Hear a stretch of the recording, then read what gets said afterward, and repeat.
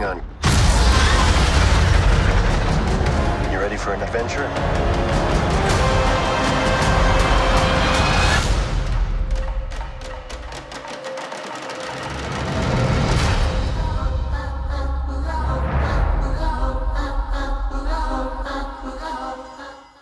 Welcome back, everyone. It's Charlie. This will be my Mandalorian Season 3, Episode 7 trailer video. There's a bunch of Easter eggs, a bunch of storylines that they still have to pay off, and they're teasing a whole bunch of stuff. So if you're brand new to the channel, be sure to subscribe to get all the episodes. I will also be doing Ahsoka episodes. That'll be coming later this year. We'll get a trailer for that really soon.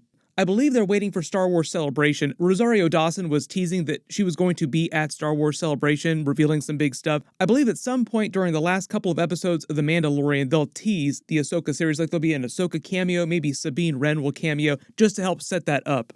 Dave Filoni's been treating the Ahsoka series like his own baby. He wrote and he directed pretty much all the episodes. On The Mandalorian, usually when he helps out with episodes, like he writes an episode or he directs an episode, it's because they're either dealing with characters that he originated or there's something important from one of his characters in the episode. Like when they had the Zeb cameo, Dave Filoni helped write that episode. He also cameoed in that as his Trapper Wolf character, along with the other Mandalorian directors like Deborah Chow and Rick Famuyiwa.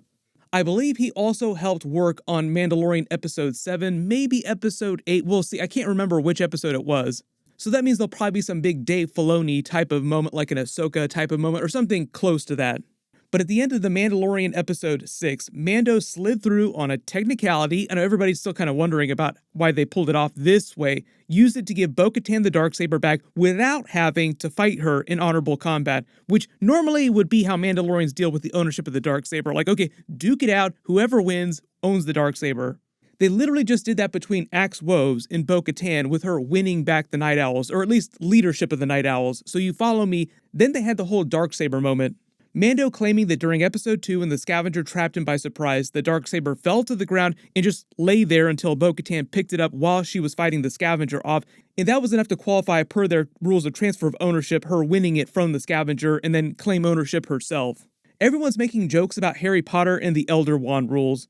Where during the Harry Potter series of movies, they dealt with the ownership of the Deathly Hallows, the ultra-powerful Elder Wand, the same way, claiming that Harry Potter became the actual owner thanks to a series of technicalities and overlooked circumstances. I think the way they pulled it off in the Harry Potter movie was a little more satisfying, like, aha!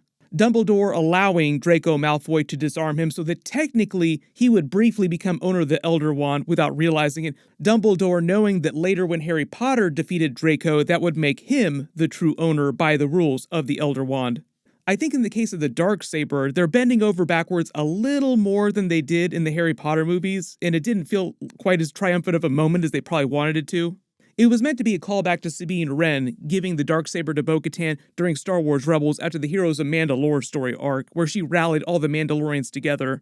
They wanted the moment to feel kind of like that, because in present day, Bo-Katan is doing basically the same thing she did at the end of that Rebels episode, bringing all the Mandalorians together, different clans.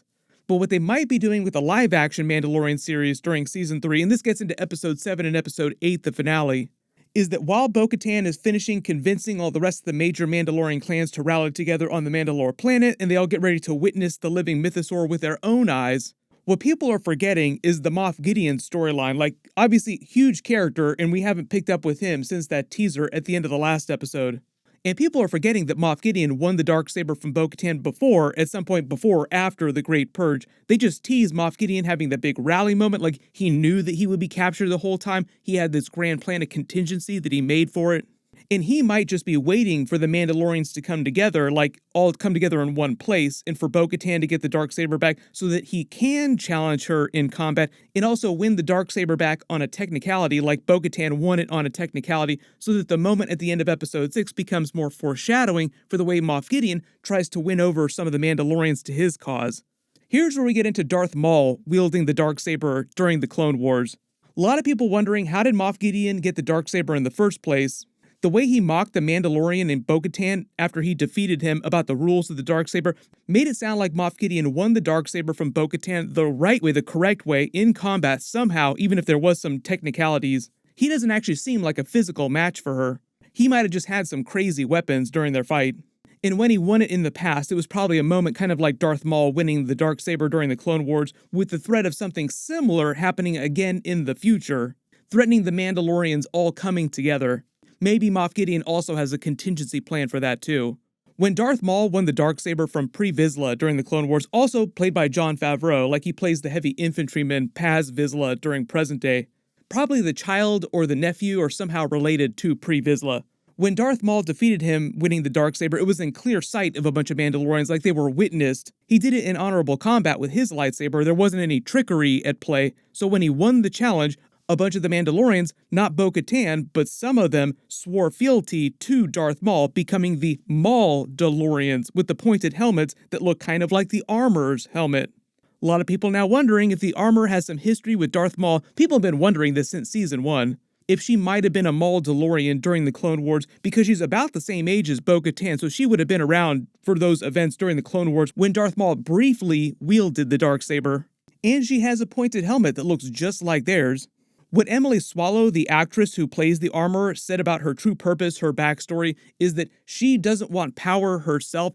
She just wants all Mandalorians to follow what she considers to be the true way, the way of the original Mandalore, and to help Mando find his true potential as well as Bo-Katan.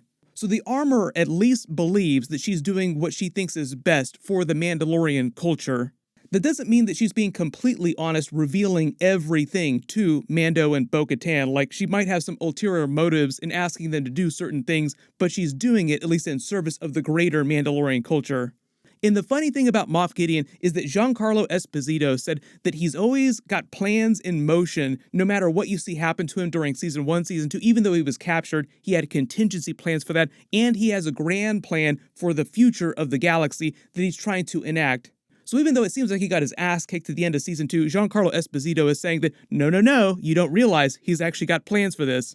So it just seems like things happening so conveniently, all the Mandalorians coming together so easily these last couple of episodes heading into the finale is just a ploy. And Moff Gideon has some contingency plans he's cooking up in the background, like, what is he cooking? Let him cook. I know there's still tons of questions about Grand Admiral Thrawn and his connection to Moff Gideon because they are both representatives of the remnants of the Empire, but Grand Admiral Thrawn is like a much bigger, overarching thing, and he's still sort of waiting at bay. I think he might have something to do with Moff Gideon right now, but right now that's still in the background. They'll just continue teasing that out through the finale, and we'll find out more about it during the Ahsoka series. Like, he'll be a much bigger character during the Ahsoka series. There's still that mystery fleet of the TIE fighters, TIE interceptors, TIE bombers. I think that's connected to the remnants of Moff Gideon's forces that are still out there in the Outer Rim and Grand Admiral Thrawn's 7th Fleet. We'll probably follow up with that, find out where they actually came from. I'm still holding out hope for an Ahsoka and a Sabine Wren cameo. I think it's more likely that Ahsoka would cameo. I don't know if Sabine Wren would also cameo as well, but the timing of when they announced the Sabine Wren actress just makes it sound like they cast her in time to film scenes for The Mandalorian when they were still filming Season 3, before they started filming the Ahsoka series. There's still the whole subplot with Dr. Pershing and Elia Kane back on Coruscant. A lot of people thought that she actually killed Dr. Pershing. I don't think that's the case. I think that's just meant to be a hanging plot thread. They'll pick up with that before the end of the season. The whole idea is I think she was trying to erase all of his memories about her so that he wouldn't be able to inform on her, because it did seem like he genuinely wanted to turn good. And she's just been pretending to be reformed, sitting inside that requisition office so that she can keep tabs on everything the New Republic is doing so that she can help the remnants of the Empire, Moff Gideon, Grand Admiral Thrawn. Like, she specifically wanted to keep the New Republic away from the Outer Rim so that they wouldn't be poking around out there and find any of the remnants of the Empire. There's also that funny hanging plot thread with IG-11, like that funny Terminator plot. Are they going to fix his body? Will Mando find the memory core? Or are they going to do something completely different with the storyline? I don't expect Taika Waititi to permanently come back to the show, so I think there'll be some funny left turn with IG-11's storyline where they use the parts of his body for something else for Grogu or one of the other characters. Like, they'll pay off the storyline in some different type of way. Like, they won't restore him completely. They'll use his body for something completely different. They've been teasing Grogu becoming a Mandalorian, getting all this special extra tech, weaponry, and armor. Maybe it'll have something to do with Grogu getting more upgrades.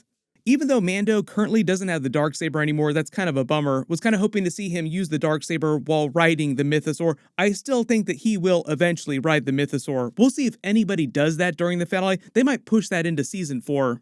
I think the whole twist with Grogu using the Force on the Rancor at the end of the Book of Boba Fett was meant to set up him doing the same thing with the Mythosaur. But they've been teasing that Bo-Katan has been getting closer and closer with Grogu, becoming kind of like his surrogate space mom. The way that he views Mando as his surrogate father, they're teasing them as sort of like this little family unit. They all three might ride the Mythosaur just because it's so huge. You could probably put like 10 Mandalorians on the back of the Mythosaur, that's how big it is. I just really hope that in some future season we get to see them using the Mythosaur in battle, just destroying a bunch of Imperial ships. There's still a whole bunch of other plot threads, a bunch of teasers that they haven't paid off yet, so if there's anything that I didn't address in this video that you're still wondering about before the end of the season, just write it below in the comments. Remember, there's 2 episodes left as of me posting this video. There's a bunch of other trailers, a bunch of stuff that happened this week. I'll try to make videos for everything the next couple of days. Be sure to enable alerts for my channel so you don't miss that. My full episode 7 video will post next week after they release it. You can click here for that. I'll update the link as soon as I post that, and click here for all my other Mandalorian episode videos. Thank you so much for watching. Everyone stay safe. This is the way.